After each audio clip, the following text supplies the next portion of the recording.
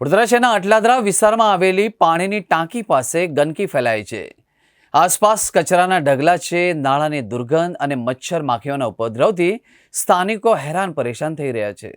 વડોદરા શહેરના અટલાદરા પાણીની ટાંકી પાસે ગંદકીનું સામ્રાજ્ય જોવા મળી રહ્યું છે। એ સાથે શહેરીજનોના સ્વાસ્થ્ય સાથે ચેડાના આક્ષેપ કરવામાં આવી રહ્યા છે। વડોદરા શહેરના અટલાદરા વિસ્તારમાં આવેલી પાણીની ટાંકી પાસે ગંદકી જોવા મળી રહી છે। આસપાસ કચરાના ઢગલા, નાળાની દુર્ગંધ અને મચ્છર માખીઓના ઉપદ્રવથી સ્થાનિક રહીશોને ભારે પરેશાન છે। પાણીની ટાંકી જેવો સંવેદનશીલ વિસ્તાર સ્વચ્છ અને સુરક્ષિત રહે એ જરૂરી છે, કારણ કે એમાંથી હજારો લોકોને પીવાનું પાણી મળી રહ્યું છે। સ્થાનિક રહીશોએ આક્ષેપો કર્યા હતા કે તંત્રના બેદરકાર વલણના કારણે ગંદકી અહીં સતત વધી રહ્યો છે।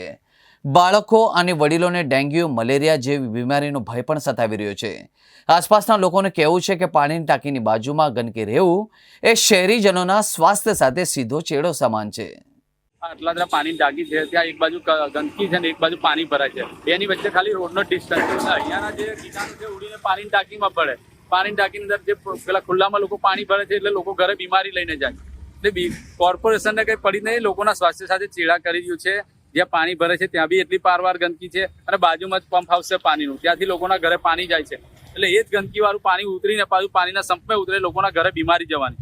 એટલે લોકોને બીમારીના દવાખાના ચાલવાના જ છે। એટલા માટે લોકોને મેં તો કોર્પોરેશનને કહું, તમે વહેલી તકે આવીને અહીંયા સાફ સફાઈ કરીને લોકોના સ્વાસ્થ્ય સાથે જે ચેડા કરી રહ્યા છે એમાંથી લોકોને દૂર કરો અને આ ગંદકીમાંથી એક ડબ્બું મેલો। જે લોકો કચરો જ્યાં ત્યાં નાખી જાય છે એટલે ડબ્બામાં કચરો નાખે। અને લોકોને બી મેં એક સમજ આપવા માંગુ છે, તમે કચરો કચરા પેટીમાં જ નાખો, આવા ખુલ્લામાં ના નાખો।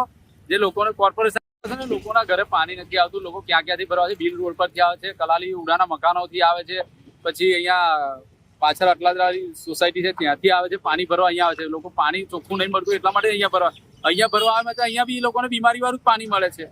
એટલા માટે મેં એવું કહું છું, વહેલી તકે કોર્પોરેશન આનું નિવારણ લાવે,